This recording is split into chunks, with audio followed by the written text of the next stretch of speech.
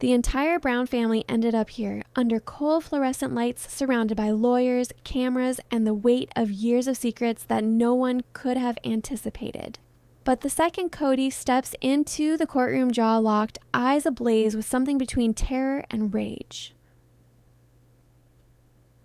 Every woman he ever called his wife rises to face him, one of them clutching a piece of evidence that could shatter everything. And the worst part? Even Kody doesn't know which one of them is about to betray him. Kody Brown stands in the middle of the courtroom, like a man who for the first time has realized that the world is no longer orbiting around him. And as the judge calls the room to order, the tension tightens like a rope around everybody's throat. The air feels thick with old wounds and unspoken accusations, as the quiet hum of whispers died instantly when Christine lifts her eyes up toward him. Her eyes that once welcomed warmth now carry the icy calm of a person who has rehearsed this moment 1,000 times in her head. The wooden benches creak softly as the crowd leans forward, awaiting the fireworks they know are coming, because this isn't just a family falling apart. This is years of resentment, betrayal, and broken promises finally demanding justice. Mary sits rigidly at the far end, hands clenched in her lap, while Janelle's jaw tenses up every time Kody dares glance in her direction.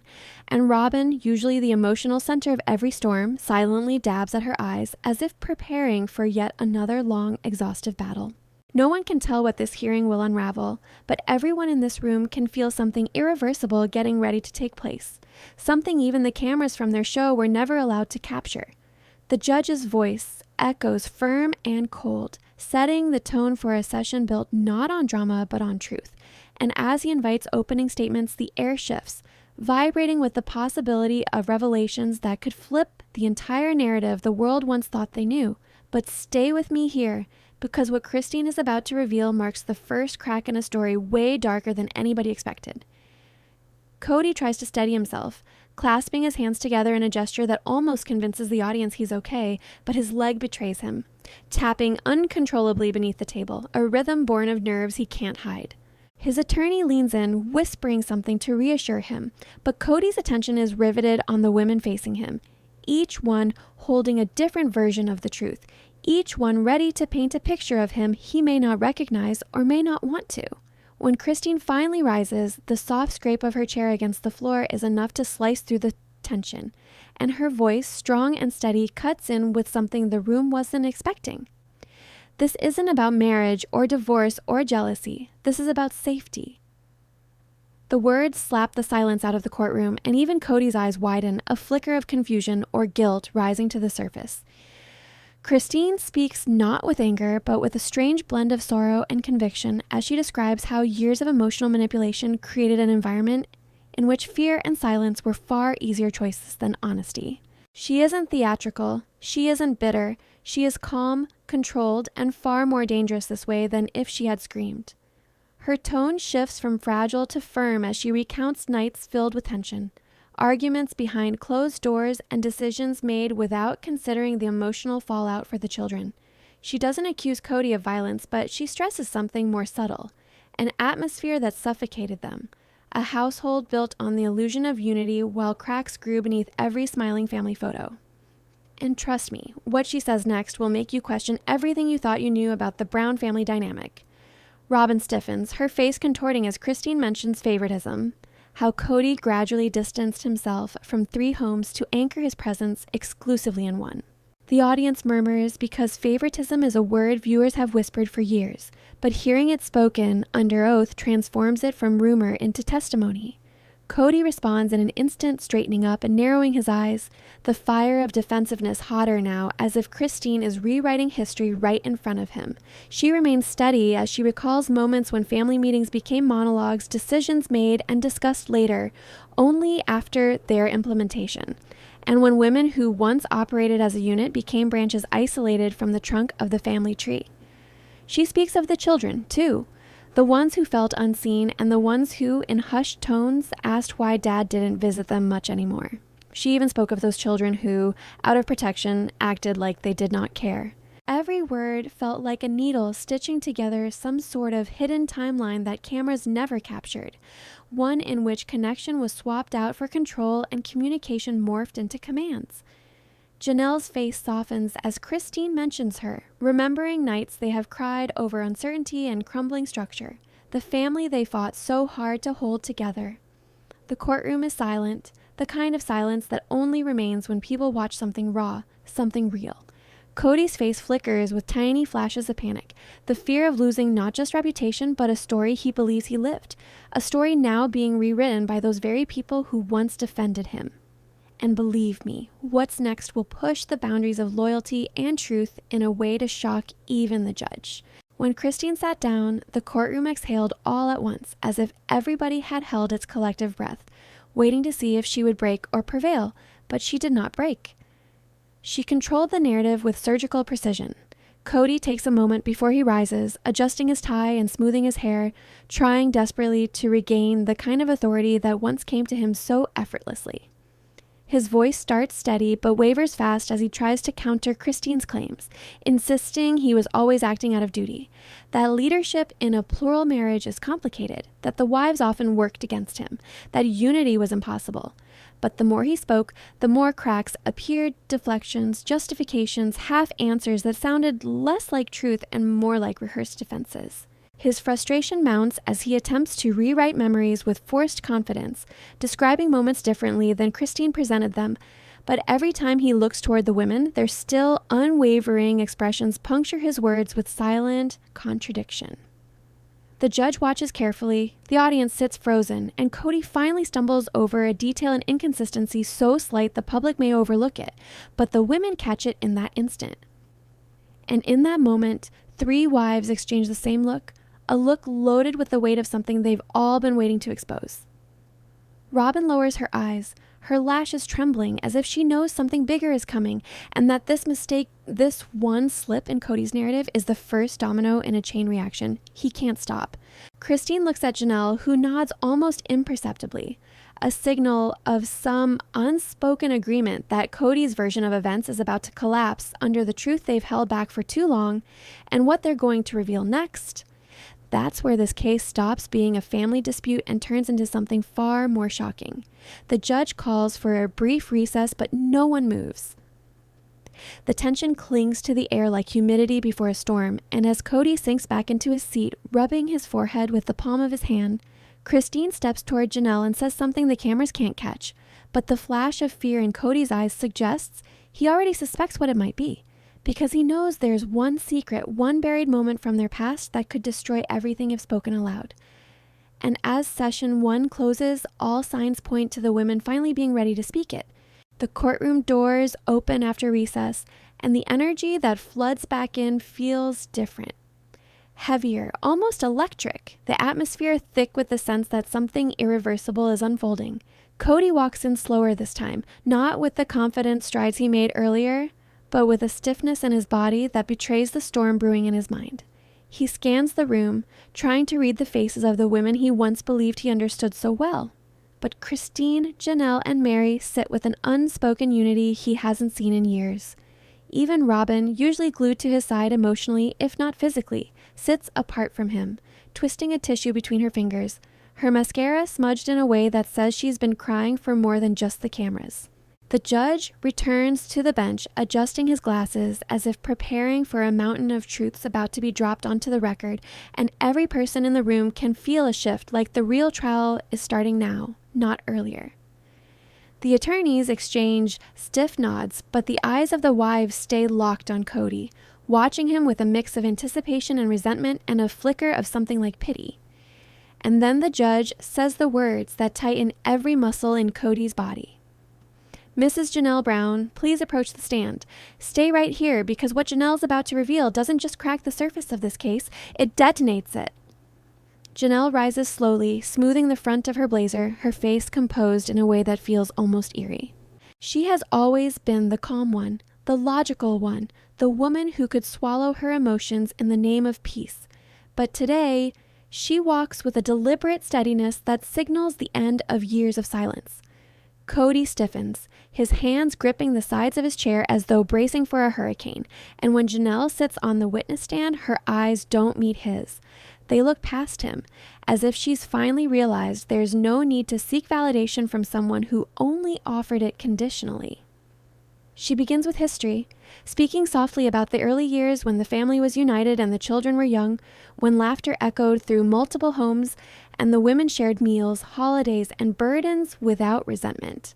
Her voice shakes slightly as she talks about those days, not out of nostalgia, but because remembering what the family used to be makes their current destruction feel even more tragic. But then her voice shifts, dropping to something colder, sharper. She talks about the moment things began to change. The moment she realized she wasn't just losing intimacy with her husband. She was losing the family structure that once defined her entire life. She recalls how decisions about finances became lopsided, how major moves were made without discussions, how resources were funneled disproportionately into the home. Kody shared with Robin. With each sentence she speaks, deeper cuts rake through the tension of the room, revealing cracks in the family system that the world saw glimpses of but never quite fully understood. Kody tries not to react, but his jaw clenches tighter with every accusation, his eyes flashing with indignation as if Janelle is rewriting history for sympathy. But Janelle doesn't stop.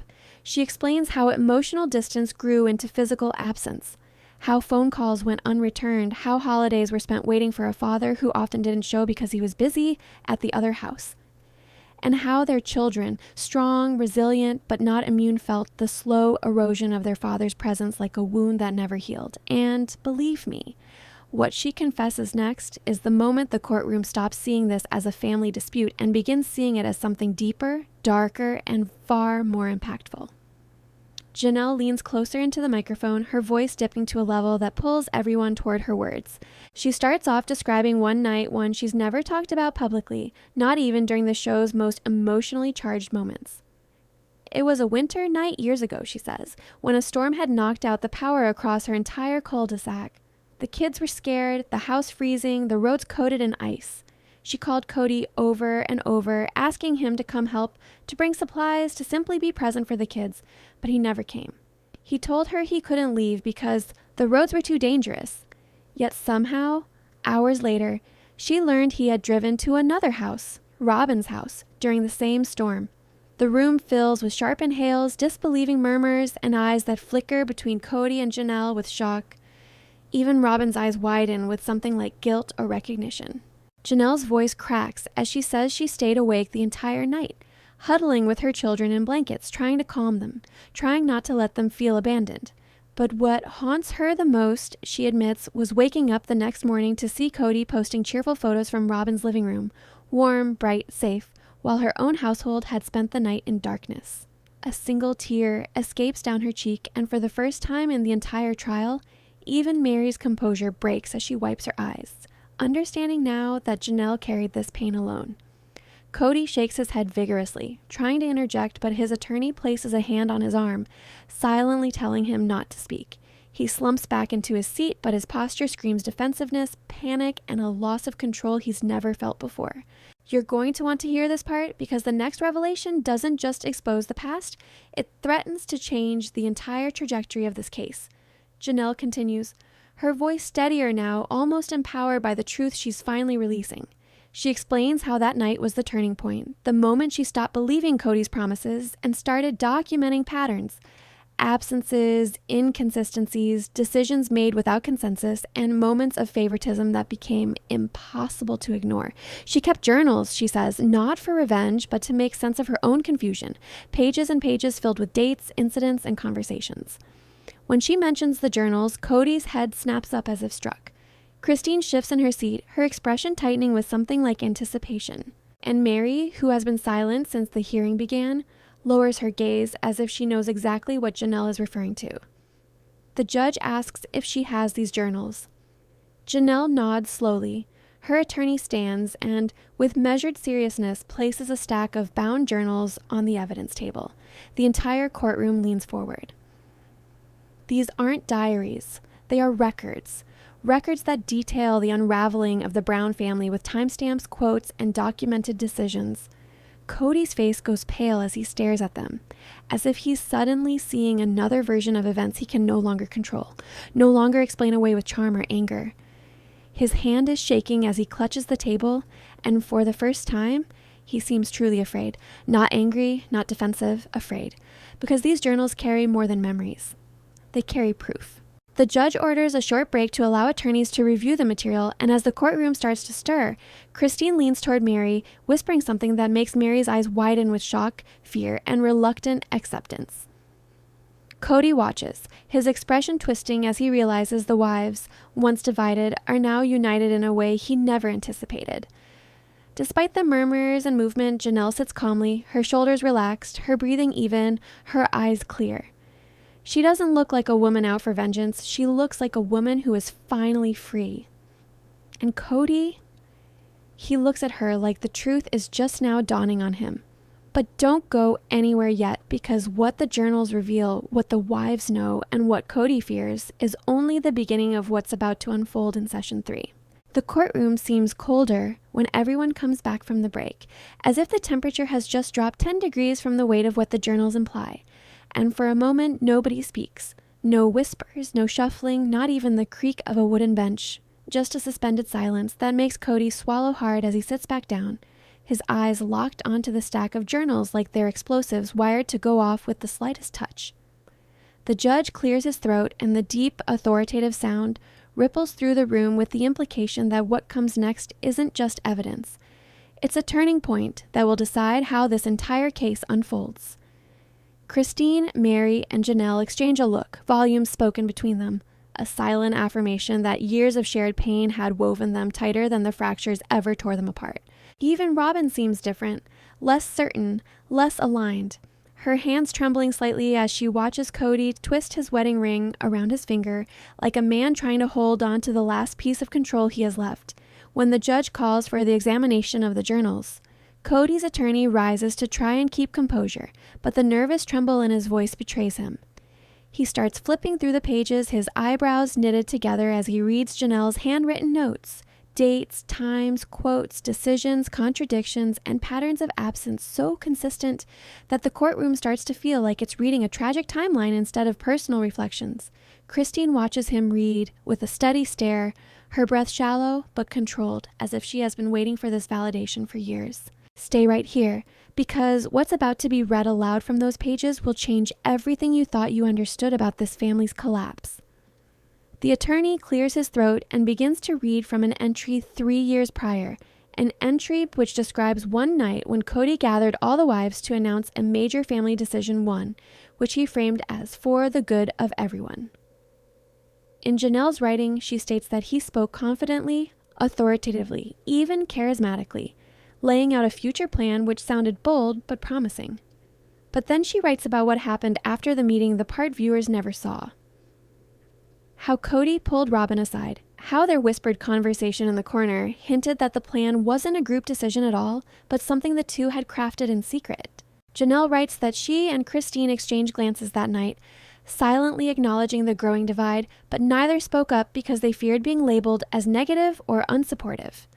The courtroom listens, frozen, as that familiar pattern from the show, the accusations of manipulation, favoritism, and secrecy, suddenly takes a tangible, documented form. Kody shifts uncomfortably, his eyes flashing with irritation and disdain.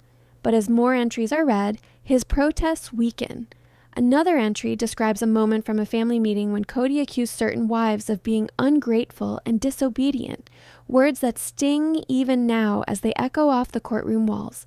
But it's the specific quotes, his exact wording, preserved on paper that make the air thick with disbelief. The attorney pauses before reading a third entry, one that seems to hit harder than the rest. Janelle describes a conversation where Kody admitted that he felt trapped by the family he created, that he wished he could reset everything and start over with only one wife, the one who understood him best. The courtroom reacts instantly, with gasps rippling through the audience like shockwaves. Christine's hand flies to her chest. Mary's eyes close in pain, and Robin's face drains of color, her lips parting in disbelief as though hearing him say it, even in writing, shatters the illusion she desperately clung to. Kody leans forward, his voice cutting through the silence with desperate defensiveness. "I never said that," he insists, shaking his head, refusing to accept the words on the page. But Janelle lifts her chin, her voice steady as she responds, "You did. You said all of it. And I wrote it down because I knew someday you'd deny it. And trust me, what comes next is the moment this trial transforms from emotional testimony into a battlefield of truth which Kody can no longer outrun. Christine rises suddenly, asking the judge for permission to speak, and though surprised, the judge nods. She steps toward the testimony area, posture shaking but set, and when she speaks, her voice echoes, with years of suppressed anger and heartbreak. She explains how those journals don't just reflect Janelle's experiences, they mirror her own. She recounts nights when she cried in the bathroom, afraid her kids would hear, after arguments where Kody belittled her concerns and dismissed her feelings. She describes the pain of watching their family dissolve in slow motion while being blamed for not supporting the vision he claimed to have. Christine doesn't yell or break down. She tells the truth with a calmness so powerful it feels like the room is holding its breath. She reveals a moment she never shared publicly, the night she decided to leave, not because of anger, but because she realized staying meant teaching her daughters to normalize emotional neglect. Kody's face reddens, his jaw clenched so tight a vein pulses in his neck. He tries to interrupt, but the judge raises a hand, silencing him instantly. Christine continues, her voice trembling now as she explains how she once begged Kody to attend their daughter's event, how he promised he would, and how she watched their daughter wait with hope and excitement, only to break down in tears when he didn't show. Christine's voice softens, breaking just enough to reveal the wound that never healed. The courtroom is silent, except for a few quiet sniffles from spectators. Even Mary's eyes glass over, reflecting her own unresolved pain. And then, unexpectedly, Mary stands. Her movements are slow, uncertain, but once she's upright, something steadies inside her. She asks to speak. The judge studies her for a moment and agrees. Mary's voice is fragile at first, barely above a whisper, as though years of being silenced have made speaking out feel foreign. But as she continues, her voice grows stronger. She admits that she stayed for too long, hoping for love, affection, or even acknowledgement from a man who had already chosen to emotionally detach from her. She shares the devastation of learning she was no longer considered a wife in Kody's heart long before the public found out, confessing that the loneliness she endured was worse than any public scrutiny.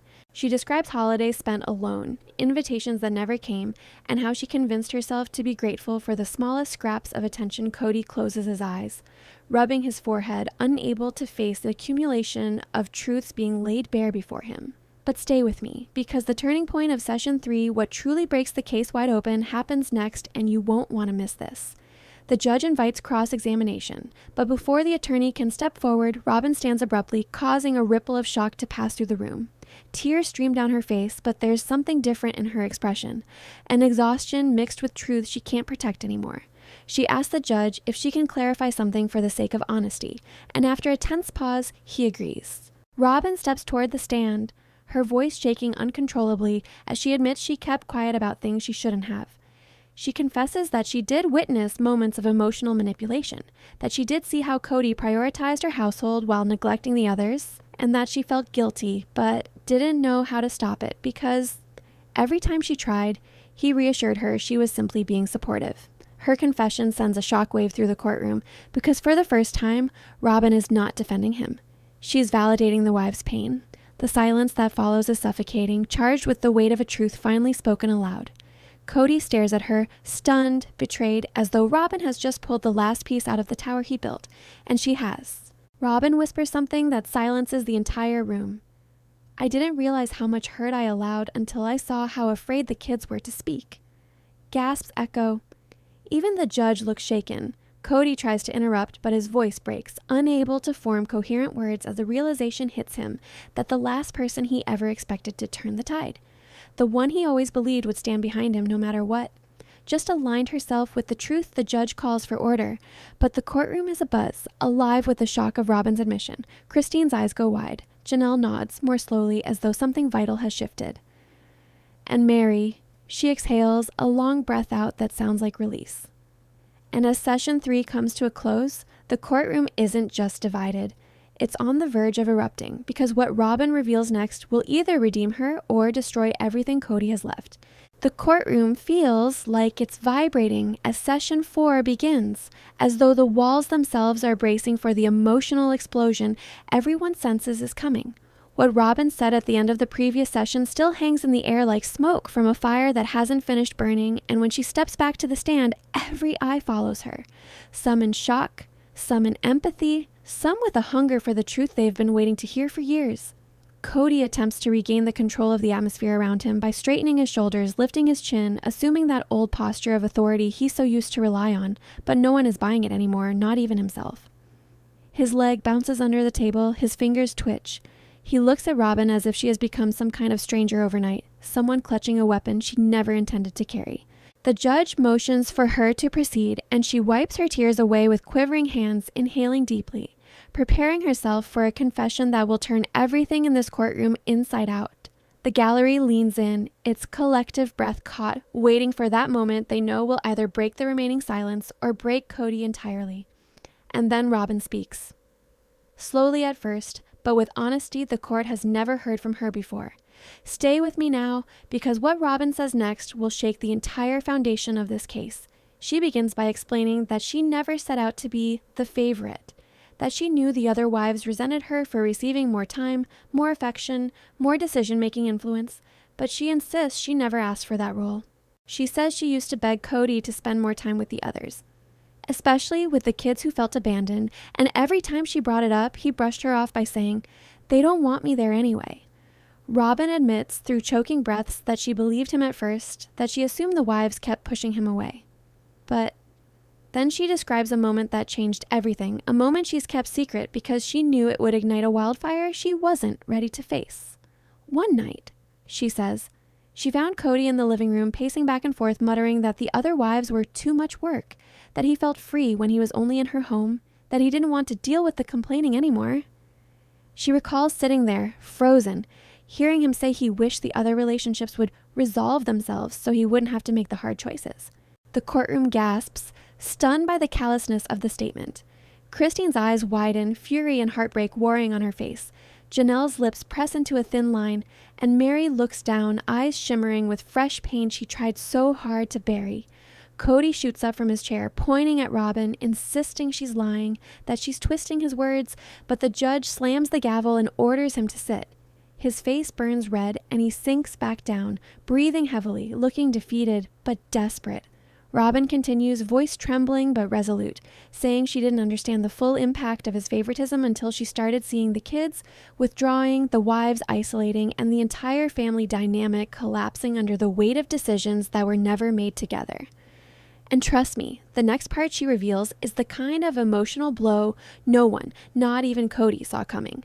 Robin reveals that she kept a secret of her own, a secret she never wanted to share publicly, but one she feels obligated to bring forward now that the truth is unraveling. She says there was a conversation she overheard between Kody and one of their teenage kids, a conversation where the child begged for more time, more attention, asking, "Why don't you come to our events anymore?" Robin's voice cracks as she recounts hearing Kody respond with something that shattered her. "Because I don't feel welcome there. Your mom's made you all hate me." The child cried, insisting that wasn't true, but Kody walked away, choosing self-pity over reconnection. Robin admits she confronted him afterward, telling him that blame wasn't helping, that his presence mattered, that he needed to show up even if he felt uncomfortable. But he brushed her off again, saying, "I have too much on my plate already." The courtroom is silent, except for the quiet sniffles and the distant hum of the air conditioning. For the first time, the viewers, those sitting in the gallery and those who will watch this unfold later, are seeing a version of Kody that isn't edited, filtered, or softened. This is raw, unprotected, and deeply unflattering. Kody's attorney tries to object, arguing relevance, but the judge waves him off, saying emotional testimony is crucial in cases involving family patterns and alleged neglect. Christine rises from her seat, unable to remain silent any longer. She approaches the stand with permission, her voice trembling, not from fear, but from years of suppressed truth finally boiling to the surface. She looks at Robin, really looks at her, with a mixture of sadness and reluctant gratitude. Christine admits she always blamed Robin for the division, always believed she manipulated situations to her advantage, always thought she weaponized her tears to influence Kody.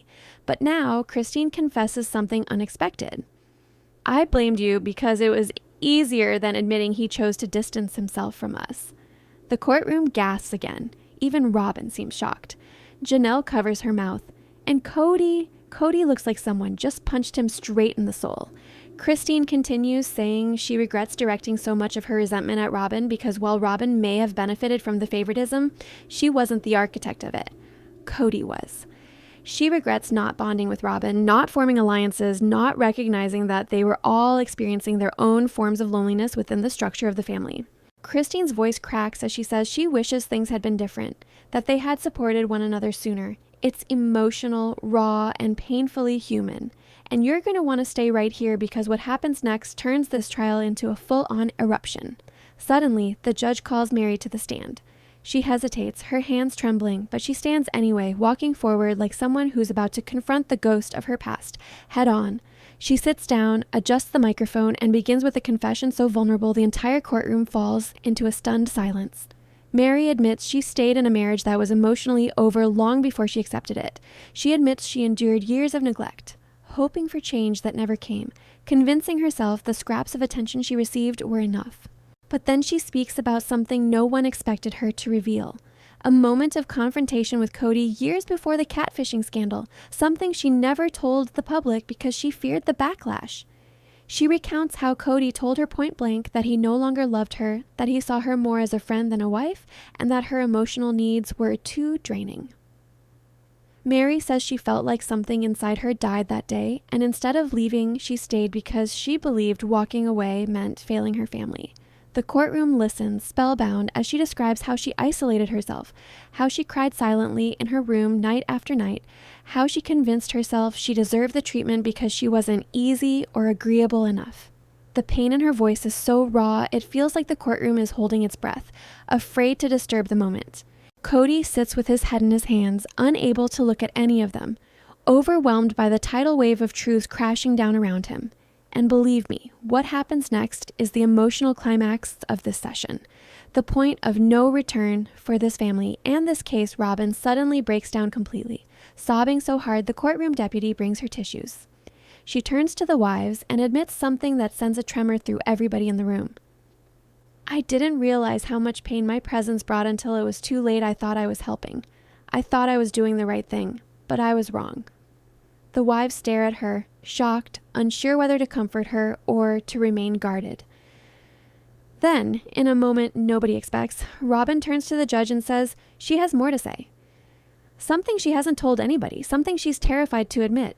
She asks for permission to submit a private written statement that includes details about Kody's behavior she doesn't feel safe to say out loud in front of him. The judge agrees, and Kody shoots up, furious, railing that this is unfair, that she's turning on him, that this entire trial is a setup. But the judge slams the gavel again, louder than before, and orders him to sit down or be removed from the courtroom. Everything spirals. The energy cracks like lightning, and as the judge declares a recess, the wives gather around Robin not in hostility, but in something shockingly close to unity. Kody, left alone at the table, watches them with the look of a man realizing the one thing he never believed could happen has happened. The wives have finally united, and he is completely, utterly outnumbered. And session 4 ends with one question burning through the courtroom. What exactly did Robin write in that statement, and why is Kody so terrified of it?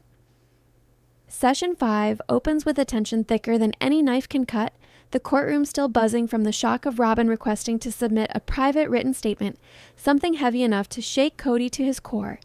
People whisper in the gallery, murmurs rolling like low thunder as the recess ends and everyone returns to their seats.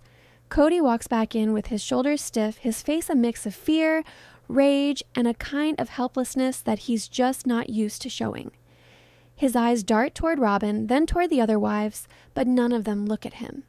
They're huddled together, whispering quietly, united in a way that would have been unthinkable just weeks before.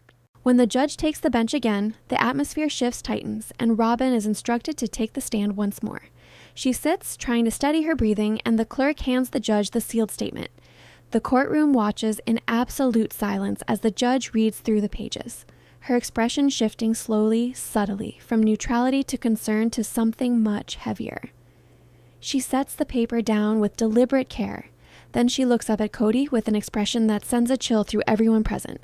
Before she can speak, Kody jumps to his feet, demanding to know what Robin wrote, insisting he has the right to face the accusations. The The judge slams her gavel so sharply it echoes off the far walls, telling him he will speak only when spoken to. Kody sits, jaw clenched, hand shaking slightly.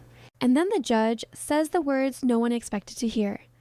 The content of this statement raises serious concerns and will require further inquiry, possibly including additional witnesses and outside evidence. The courtroom gasped like one giant lung stay right here because what comes next blows the entire trial wide open. The judge asks Robin if she's willing to summarize any part of the statement publicly. Robin hesitates, tears brimming again, but nods. Her voice breaks as she starts, explaining that her statement includes private conversations, documented messages, financial records, and emotional accounts that she couldn't bring herself to speak aloud with Kody staring her down. She confessed she kept things quiet for years to protect the family image, but she can't lie anymore, especially not under oath. Then she starts revealing the first piece. She says she found financial discrepancies years ago. Money moved from joint accounts without explanation, funds intended for the children's needs diverted to purposes she didn't understand. At first, she thought it was an error, but when she asked Kody, he brushed her off, saying he handled the finances because no one else was responsible enough. The wives all look surprised, but none more than Janelle, who visibly swallows her anger because finances have always been her battlefield with him. Robin continues, saying she later found out only by accident that Kody had been funneling money into a private account, an account only he had access to. She didn't know how much or how long it had been happening, but it deeply troubled her. The judge listens intently. Kody interrupts again, yelling that these are lies, that he has always supported the family, that Robin is being manipulated by the other wives. The judge threatens him with removal from the courtroom if he interrupts again. He falls silent, fuming. Robin presses on, revealing the next bombshell. She describes nights where Kody would rant for hours about being unappreciated, about wanting to cut ties with everyone except her and start fresh somewhere else, saying he was tired of working so hard for people who didn't value him. She admits she didn't know how to respond, that she felt trapped between loyalty to him and loyalty to the family. The wives' faces twist with hurt, each word slicing deeper. And trust me, the next part she reveals sends shockwaves through every corner of the courtroom. Robin says part of her written statement included concerns about the kids, instances of emotional withdrawal, confusion, and pain when it came to times with Kody. She remembers one of the kids pulling her aside at some point and asking her why their dad only visited when he felt like it, why he avoided gatherings, and why he seemed more interested in proving a point and being right than in building relationships. She says she begged him to come to school events, birthdays, simple dinners, but he'd refuse, citing not wanting to step into hostile territory. Christine wipes away a tear. Janelle looks furious, yet heartbroken. Mary stares at her lap, trembling.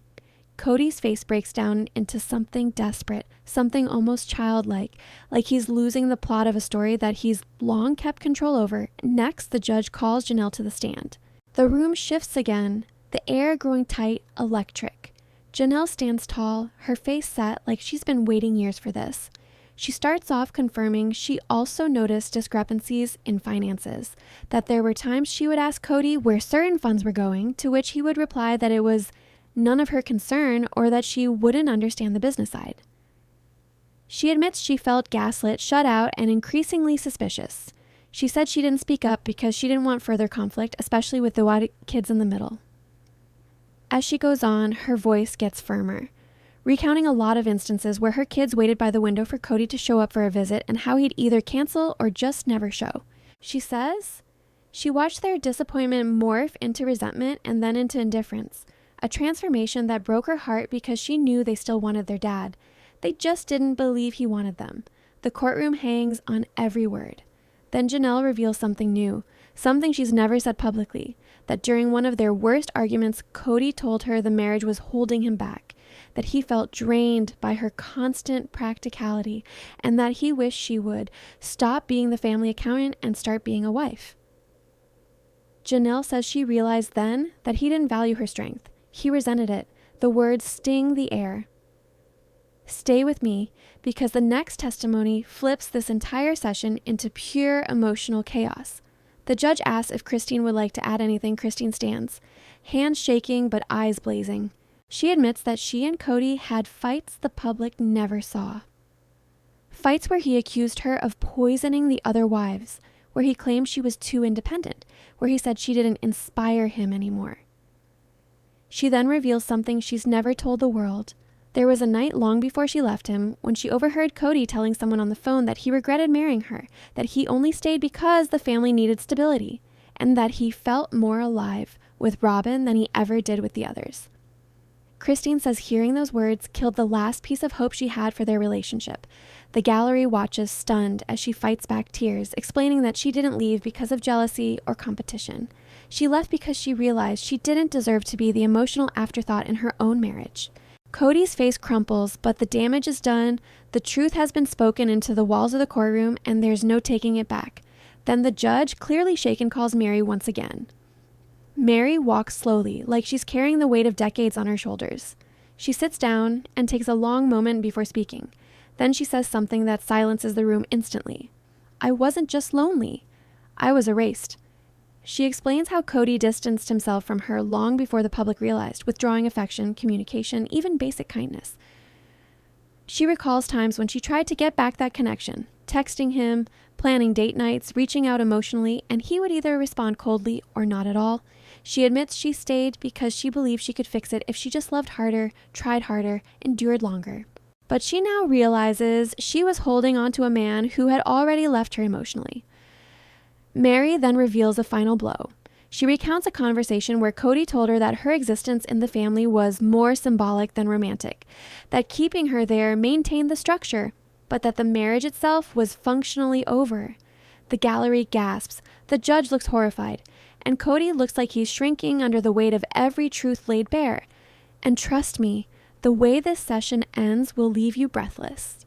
As the judge gets ready to wrap up the day, she receives a message from the clerk. New evidence has been submitted, a flash drive, one provided anonymously. It contains audio recordings that allegedly capture private conversations between Kody and multiple family members over the years. No one knows who submitted it. No one knows what's on it. But as the judge announces its existence, the entire courtroom freezes. The wives look at each other, then at Kody. Kody's face drains of color. The judge says the next session will devote itself entirely to reviewing the recordings. Gasps erupt, murmurs spread like wildfire, and the session ends on one shocking, echoing question. Who submitted the flash drive, and what truths are trapped inside it? Session 6 begins with tension so electric it vibrates through the courtroom floor, the kind which makes even the air feel heavy as everyone files back into their seats the next morning. Nobody slept well. Not the wives, not the attorneys, and definitely not Kody, whose trembling hands and bloodshot eyes scream that he spent the night trying to figure out who leaked the recordings and how much damage they may cause. The judge enters with an unusually grave expression, holding the small flash drive between two fingers as if it contains something radioactive. The clerk sets up the speakers and the room becomes so silent that even the hum of the overhead lights seems loud. The judge explains the recordings will be played in chronological order and each one's authenticity will be reviewed.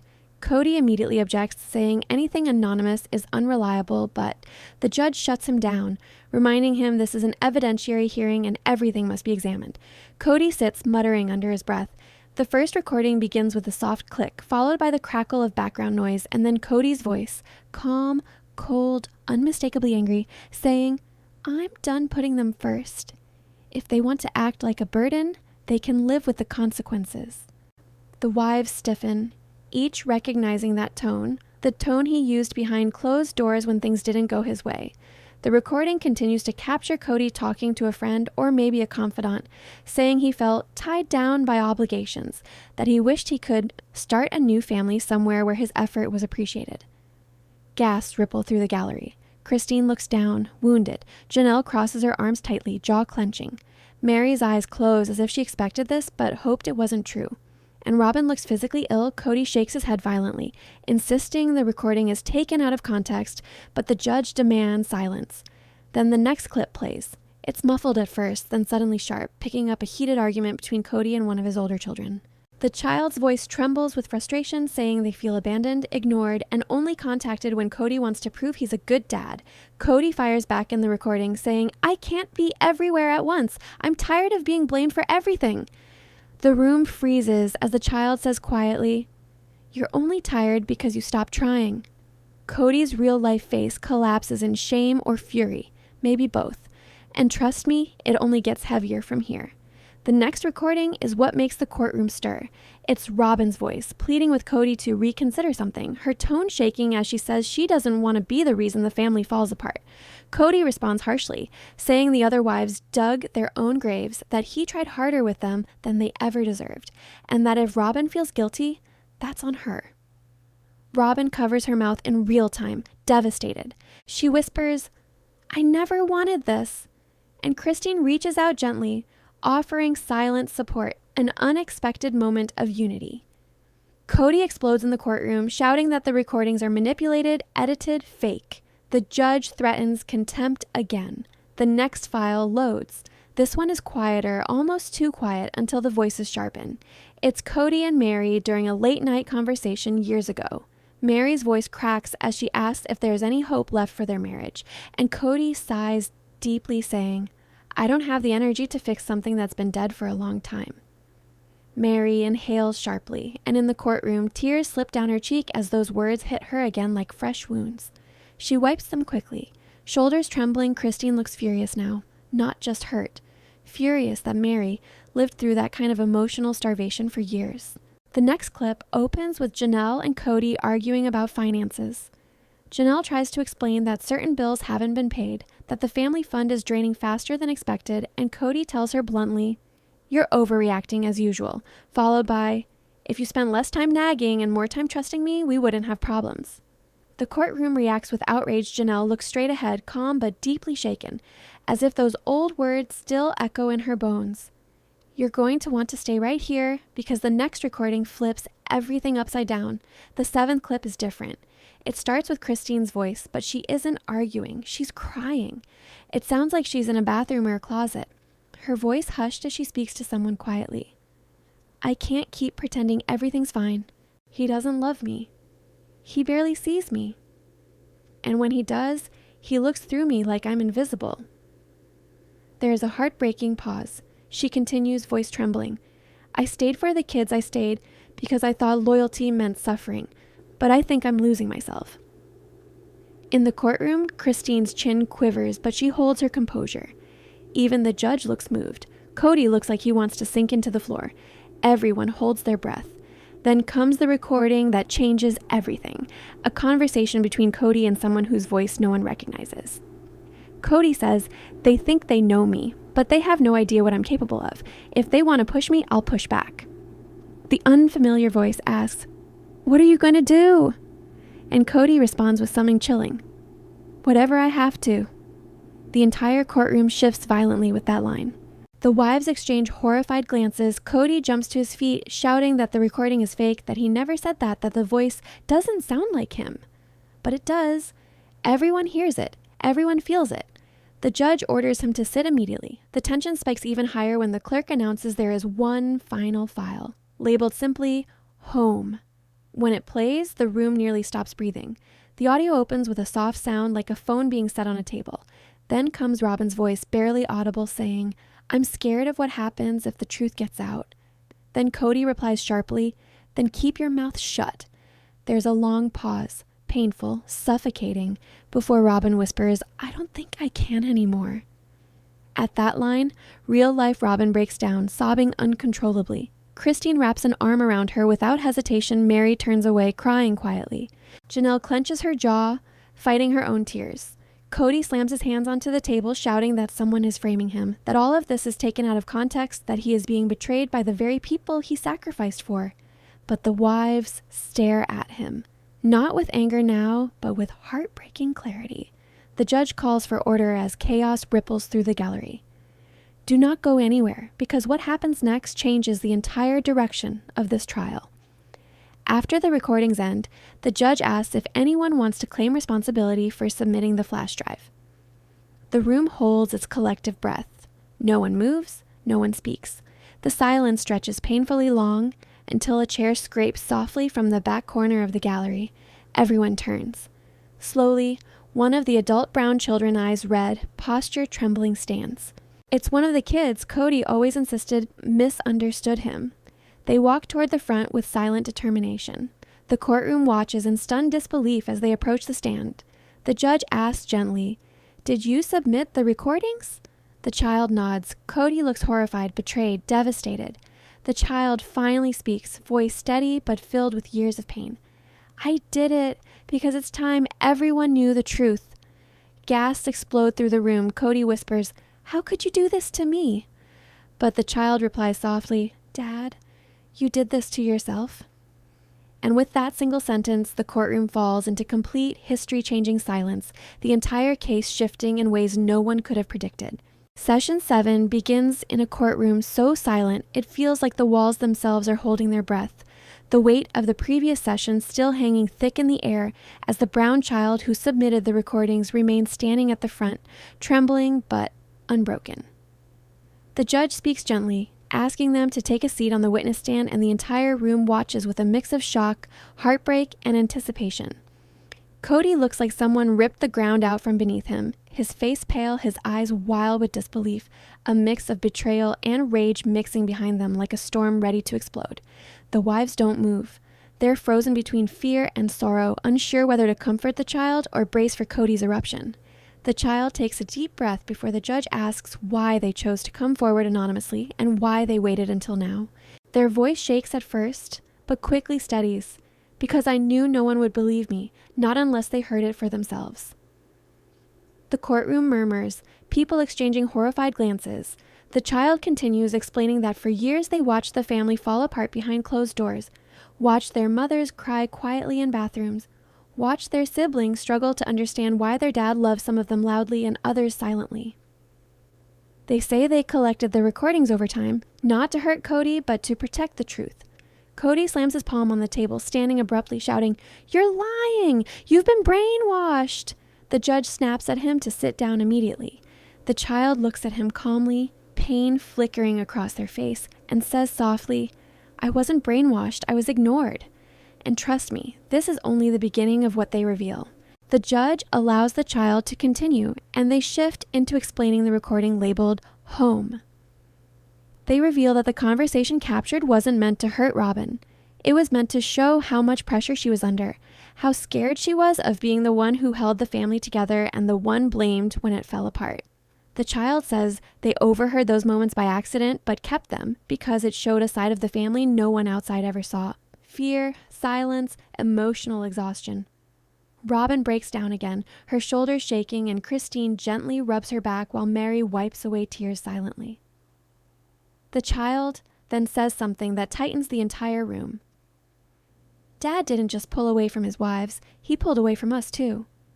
Their voice cracks as they recall birthdays missed, promises broken, events skipped. They say they tried to talk to him, tried to tell him they felt unloved, but he always responded defensively, always turned the conversation into how hard he worked, how much he sacrificed, how misunderstood he was. The wives stare ahead with hollow eyes. They've lived the same cycle for years. Kody shakes his head rapidly, muttering, not true, but no one listens. And what comes next makes even the judge lean forward. The child reveals that the final recording, the one where Kody said, "They have no idea what I'm capable of," was never meant to sound threatening. They explain that it was Kody venting during a moment of emotional anger, but it still scared them. They say they didn't submit the recordings to prove he was dangerous, but to show how deeply disconnected he had become, how far the emotional gap had grown. The judge listens, her expression tightening with concern. Then the child drops the twist that sends the courtroom into shock. "There are more recordings." The courtroom erupts in gasps. Kody almost falls out of his chair. The judge demands clarification. The child explains that the flash drive they submitted only contained the recordings they felt were necessary for the case, but there are additional recordings kept as protection. When the judge presses where they are, the child responds, "Safe." Kody yells, "You're trying to destroy me?" And the child says quietly, "I'm trying to save the truth." The judge calls for order, banging the gavel over and over. What comes next flips the emotional tone entirely. The judge asks the child if they wish to continue testifying. They nod, then begin to describe the darkest part of the family collapse, the shift in Kody's behavior during the later years. They describe moments where Kody would stop mid-sentence in an argument and storm out of the room or disappear for days. They talk about the dread that filled the house when he came home angry, how each wife tried to tiptoe around him, trying not to trigger another blow-up. They say they saw the wives shrink emotionally, losing pieces of themselves, trying desperately to keep the peace. Christine closes her eyes as if to relive it. Janelle's jaw clenches with restrained fury. Mary's hands shake in her lap. Robin whispers, "I'm so sorry," over and over to no one in particular. The courtroom is suffocating. Then the child describes a moment that silences even the whispers. A night when one of the younger siblings turned to them and asked, "Why doesn't Dad want us?" They say that moment broke something inside them, and from then on they started recording. Not to expose the family, but to protect themselves, to validate the pain no one believed. Tears fall down several faces in the gallery. Even the judge subtly wipes at her eye. Kody sits rigid, blinking fast, trying to hold himself together. But then, something in him changes. His expression shifts from anger to agony, his face crumpling as though the weight of everything finally crashes down. He whispers, barely audible, "I tried," but the child hears him and says gently, "Trying doesn't erase the damage." And what the judge says next sends a shock through every heart in the room. The judge announces that due to the emotional severity of the testimony and the new evidence, she is ordering a psychological evaluation of the entire family dynamic, including Kody's parental behavior and the emotional well-being of the children. The courtroom gasps. This is no longer about relationships. This is about legal responsibility. Kody freezes, eyes wide, the wives tense, knowing the implications. The judge explains that the court has a duty to investigate potential patterns of emotional neglect and to determine the long-term impact. She further declares that the remaining recordings may be subpoenaed if relevant. Kody explodes. "You're tearing my family apart." But the judge fires back. Based on the evidence, it appears the family was already torn apart. The wives bow their heads, the emotional wound splitting open again.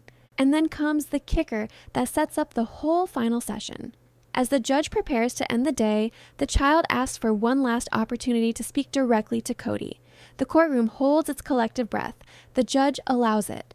The child turns to their father with eyes full of grief and strength and says, "Dad, I didn't come here to destroy you. I came here to show you what we lived through. We weren't trying to hurt you. We were trying to get you to see us."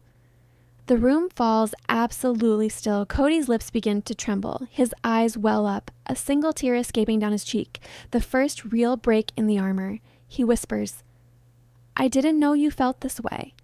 And the child, in barely a whisper, responds, "You never asked." The wives gasp, each in her own way, handling that painful truth. The judge adjourns the session, but not before issuing a final dramatic order. The next hearing will focus on Kody's response to the evidence and whether he is willing to take accountability under oath. The courtroom erupts. The wives exchange glances of shock and emotion. Kody sits, shaking, his world imploding, and the child walks off the stand with the strength forged from years of silence. Session 7 ends not on a scream, but on a quiet, devastating question that lingers in the air like a blade. Will Kody finally take responsibility? Or will he let the last pieces of his family fall apart forever? The courtroom is silent in a way that feels almost unnatural, as if the air itself is holding its breath for the final time. And as Judge Halstead takes her seat, the entire Brown family stiffens as though bracing for an earthquake that's been building for years, not minutes. Christine, Robin, Janelle, and Mary sit in a row, but they don't sit like united women. They sit like survivors of a storm who survived in different ways, carrying different wounds, different regrets, different truths. Kody stands at the defense table alone, shoulders squared, chin high, but there's a tremble in his fingers. He keeps trying to hide as he taps them against the cold table surface. The judge clears her throat, her voice steady, the voice of someone who has navigated 1,000 tragedies, but still recognizes when one is especially heavy. She announces, "We will now hear closing statements." And attention snakes across the room. Christine's lawyer rises first, speaking with a firm but grieving tone, arguing that the emotional neglect Christine endured wasn't just neglect. It was a slow breaking of the spirit, one that pushed her into survival mode. She frames Christine not as a woman scorned, but a woman finally reclaiming her right to be seen, heard, treated as equal. Across the room, Christine keeps her gaze forward, her jaw tight as though she's resisting the urge to cry. Robin shifts uncomfortably, knowing every word spoken touches edges of her own guilt. Sometimes the truth doesn't destroy people. The narration slips in like a whisper. It simply exposes who they were all along. When it's Mary's lawyer's turn, the mood turns icy, almost eerie. She doesn't shout. She doesn't raise her voice. She speaks softly, almost too softly, like the kind of quiet that makes people lean in, the kind that forces attention. She argues that Mary was groomed into endurance, trained into silence, shaped into someone who thought love had to hurt. The courtroom watches Mary carefully. No blinking, no adjusting, no movement except the slow rise and fall of her breathing. Even Kody watches her, perhaps understanding for the first time that her suffering wasn't exaggerated. It was invisible because he never cared enough to see it. It's strange, the narrator adds, how some wounds are loud and bleeding and some hide beneath the skin, pretending to heal until the truth rips them open again. Finally, Robin's lawyer stands, her voice trembling slightly, not from nerves, but from the pressure of carrying the weight of so many eyes. She argues that Robin wasn't a villain, but a woman who loved deeply, maybe too deeply, and lost herself in a relationship that should have been shared, but turned into a hierarchy she never meant to create. She admits Robin made mistakes, huge ones, but insists that her intentions weren't to break the family, only to protect her own children.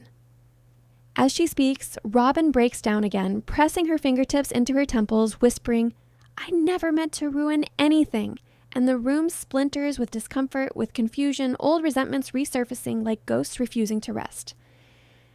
Then comes the moment no one wanted, but everybody expected, Kody's closing statement. He rises slowly, dragging his chair slightly against the tile floor with a scraping sound that makes the entire room wince. He clears his throat and looks around, but there's no warmth in his eyes, no humility, only a kind of wounded pride. He begins by saying he did everything he could for the family, that he tried to keep them together, that he sacrificed more than anyone will ever realize. Then his tone shifts, almost sharpening, as he claims the wives turned against him as soon as things got hard, and that their testimony wasn't truth. It was revenge dressed as truth. The wives exchange looks, some hurt, some angry, some exhausted.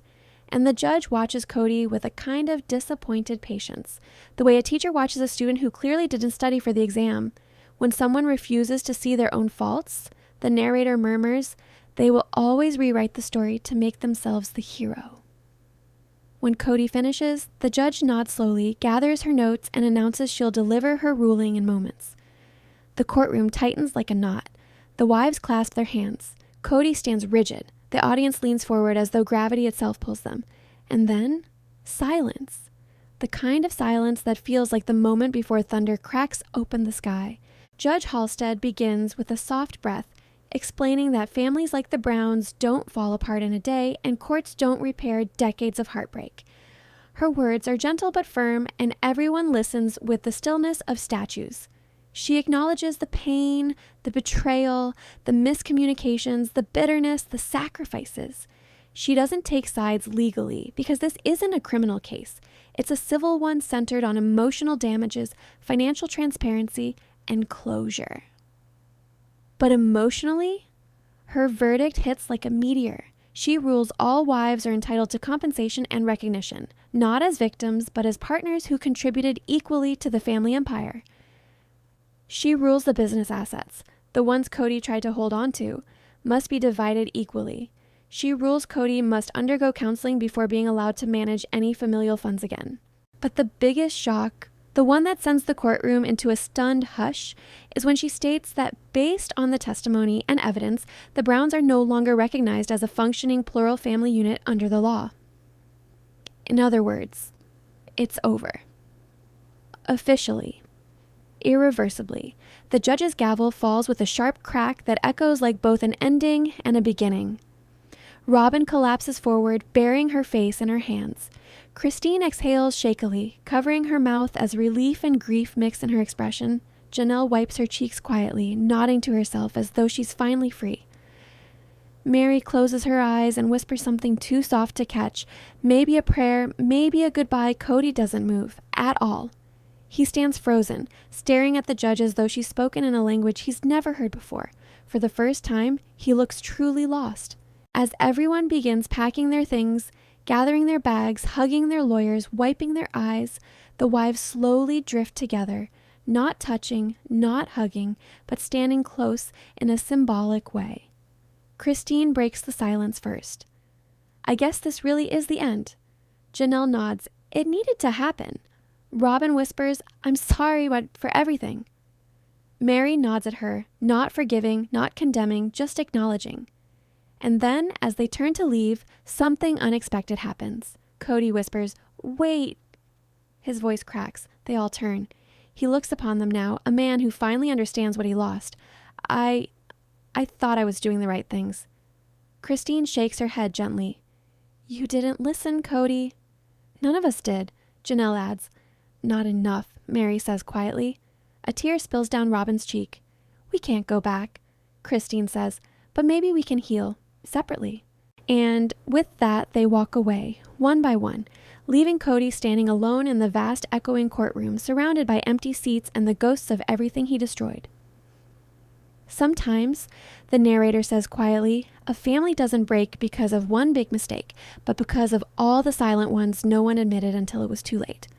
The case ends as the courtroom doors swing shut behind the wives and the lights dim, but the emotional fallout has just begun.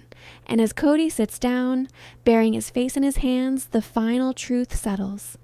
Endings don't always come with closure, but they always come